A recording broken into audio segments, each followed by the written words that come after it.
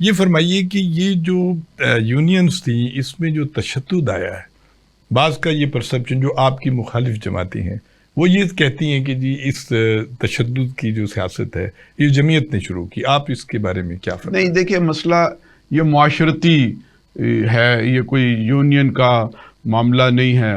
ایک زمانے میں پورے معاشرے کے اندر جو ہے نا وہ گالیاں چلتی تھی لڑائی جھگڑے میں، تو بس گالیاں چلنی شروع ہو گئیں، پھر چاقو آیا، گراری والا چاقو آیا، پھر جو ہے وہ ریوالور آنی شروع ہوئے۔ تو یہ جو پورے معاشرے کے اندر جو وبائیں ہوتی ہیں یا جو صدائیں ہوتی ہیں، چاہے وہ ویلیوز جو بھی ہوں، اچھی ہوں یا بری ہوں، وہ پورے معاشرے کو اپنے ہاتھے میں لیتی ہیں۔ تو اس کا اثر جو ہے وہ زمانہ طالب علمی میں بھی وقت کے ساتھ ساتھ آتا رہا مختلف ادوار کے اندر۔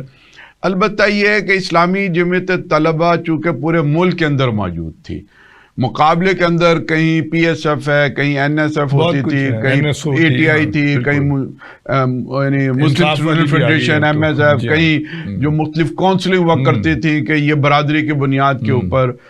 تو جمعیت ہر طرف ایک ہوتی تھی، باقی بدلتے رہتے تھے۔ تو جو پرسیپشن بنتا تھا وہ یہ ہوتا تھا کہ اچھا جی باولپور میں لڑائی ہوئی، جمعیت اور اے ٹی آئی کی ہو گئی، کراچی کے اندر ہوئی جمعیت اور ایم ایس ایف کی یا کیو ایس ایف کی ہو گئی یا پی ایس ایف کی ہو گئی، این ایس او کی ہو گئی۔ یہ جو کامن جو ہے وہ جمعیت بار بار ڈسکس ہوتی تھی، مقابلے میں جو ہوتا تھا وہ بدلتے رہتے تھے۔ تو اس لحاظ سے جو پرسیپشن بنا وہ یہ ہو گیا کہ جیسے یہ کو بہت غنڈہ گردی پر اترتے ہیں اور یہ ساری چیزیں ہوتی ہیں۔ لیکن آپ اس کی پرزور تردید کرتے ہیں کہ آپ مطلب اس میں کوئی شک نہیں ہے کہ کہیں کہیں بے اعتدالیاں ہم سے بھی ہوئی ہیں، ہم ان کا جائزہ لیتے ہیں، خود احتسابی کرتے ہیں۔ لیکن آپ یہ دیکھیے کہ جمعیت کے اوپر کوئی ایسا الزام نہیں ہے کہ یہ ہاتھ چھٹ ہو گئے تھے۔ ٹھیک ہے، یعنی کہیں ہم پنجاب یونیورسٹی میں یونین ہمارے پاس تھی، نصاب سے لے کر ہاسٹل اور ہاسٹلوں سے لے کر ہر چیز، ٹرانسپورٹ، پورا نظام تھا، لیکن آپ کو کہیں کوئی الزام نہیں لگے گا کہ جمعیت کے اور یونین کے لوگوں نے جو ہے نا وہ نقل ماری ہو اور امتحان دیے بغیر پاس ہو گئے ہوں، یا پرچوں کے بعد جا کر لوگوں کو، ٹیچروں کو ڈرایا ہو کہ ہمارے نمبر بڑھائیں۔ آپ کو یہ الزام لگ جائے گا کہ فلاں جگہ لڑائی ہوئی، جھگڑا ہوئی، ٹورز کے اوپر یہ جانا چاہیے، یہ نہیں جانا چاہیے، یہاں لڑکی بیٹھنی چاہیے یا نہیں بیٹھنی چاہیے، اس طرح کی کچھ چیزیں ہو جائیں گی۔ میں تو کہتا ہوں کہ یہ ایک بہت بڑی اللہ تعالیٰ کی ایک نعمت تھی قوم کو، جو ظاہر ہے ایک امتحان تھا کہ بھئی سارا کچھ ہونے کے باوجود نہ یہ یعنی سینماؤں کے اندر گھسے، نہ اسٹیج ڈراموں کے اندر گئے۔ دوسرے مقابلے میں جنہیں جمعیت کے مقابلے میں کھڑا کیا گیا ان پر یہ سارے الزام لگے۔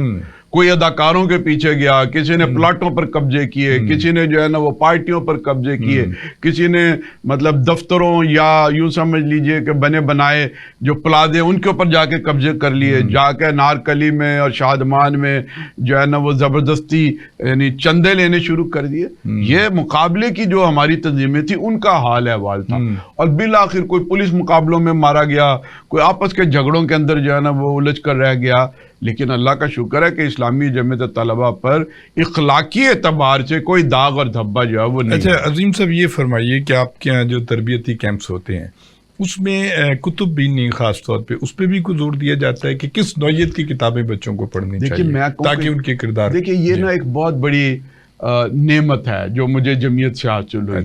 کتابیں کس قسم کی ہیں وہ تو ایک الگ بات ہے، یعنی ہماری پاس کتابیں تو وہ ہوتی تھی جو مولانا مودودی کی ہوتی تھی، امین حسن اصلاحی صاحب کی، پھر اس کے بعد آپ دیکھیں گے کہ نعیم صدیقی صاحب اور خود جو جماعت کے جمعیت کے ذمہ دار ہوتے تھے، سابق ناظمین اعلیٰ ظفر جمال بلوچ، ان سب کا لٹریچر ہوا کرتا تھا، اور اس سے ہم شروع کرتے تھے اور پھر ہم مطلب باقی بھی پھیل چلے جاتے تھے۔ ہاں، یہ ابتدائی یہ لٹریچر ہوتا تھا، اس کے بعد ہم ظاہر ہے کہ اور بھی علماء کرام کے اور مفکرین کے اور اقبال اور یہ ساری چیزیں ہوتی ہیں۔ لیکن دلچسپ بات یہ ہے کہ جب تک میں جمعیت میں نہیں آیا تو اس وقت تک میں اگر نصابی کتابیں بھی پڑھتا تھا تو وہ صرف رٹا ہوا کرتا تھا۔ اچھا، میں آپ کو ایک مثال دوں کہ مجھے 8ویں جماعت کے اندر پرچے تقسیم ہوتے تھے، ہمارے ایک استاد محترم تھے بشیر صاحب، بہت سخت تھے، ڈنڈا ہر وقت ہاتھ میں ہوتا تھا، لیکن بہرحال وہ تربیت بھی بہت اچھی کرتے تھے، اور وہ اپنے سمجھتے تھے کہ ان لوگوں کا کیریئر میری ذمہ داری ہے، وہ ان اساتذہ میں سے تھے۔ تو وہ اردو کا پرچہ دیتے دیتے انہوں نے کہا رول نمبر 33 اور ساتھ ہی کہا امیر العظیم کھڑے ہو جاؤ. میں کھڑا ہو گیا کیونکہ وہ ظاہر ہے پرچے کے اوپر میرا رول نمبر تھا. پھر مجھے کہنے لگے تم نے نقل مار کر جو ہے وہ پرچہ دیا ہے. میں پریشان ہو گیا, میں نے کہا جی بالکل نہیں. کہنے لگا نہیں بتاؤ کون سا مضمون لکھا ہے. اچھا مضمون سناؤ. اچھا نا 4 مضمون ہے کوئی ایک پہ لکھو. اب میں بھول گیا کہ میں نے مضمون کون سا لکھا. تو میں نے کہا وہ کون سا مضمون لکھا ہے, اب صرف عنوان بتا دیں. مان لو بھائی تم نے نقل ماری ہے, اور انہوں نے ساتھ ہی ڈنڈا جو ہے وہ زور سے اپنے ڈیسک کے اوپر مارا. تو پھر کہنے لگے کہ تم نے تعلیم کی برکتیں لکھی ہے. اچھا مجھے اب ذرا ذہن پہ زور ڈالا, پھر بھی میں سنانے کے قابل نہیں ہوا. میں نے کہا صرف ایک جملہ مجھے سنا دیجیے. انہوں نے پڑھتے ہونا پہلا جملہ بولا, اس کے بعد میں نے فرفر سنانا شروع کر دیا.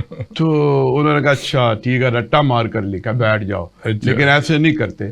انہیں شک یہ ہوا کہ میری اس وقت بڑی ہمشیرہ بی اے میں پڑھتی تھی. میں نے ان کا جو مضمون جو ہے نا وہ تعلیم والا وہ یاد کر لیا اور وہ میں نے لکھ دیا. اب 8ویں جماعت میں بی اے پاس جو ایک بی اے کے نصاب کی کوئی چیز پڑھ دی جائے تو گویا. لیکن جب میں جمعیت میں آیا اجتماعی مطالعے اور اسٹڈی سرکل کے نظام میں, پھر پتہ لگا کہ رٹا نہیں, آپ نے کتاب پڑھنی ہے, پھر اپنے ذہن سے سوچنا ہے کہ اس کے اندر لکھا کیا ہوا ہے, اس سے کیا مراد ہے, اپنی زبان سے اپنے لفظوں میں جو ہے نا وہ اس کی ترجمانی کرنی ہے. یہ جو ایک نیا سبق مجھے اسلامی جمعیت طلبہ میں آیا, اس نے ذہنی صلاحیتوں میں بہت ایک بڑی چھلانگ لگا کر جو ہے نا وہ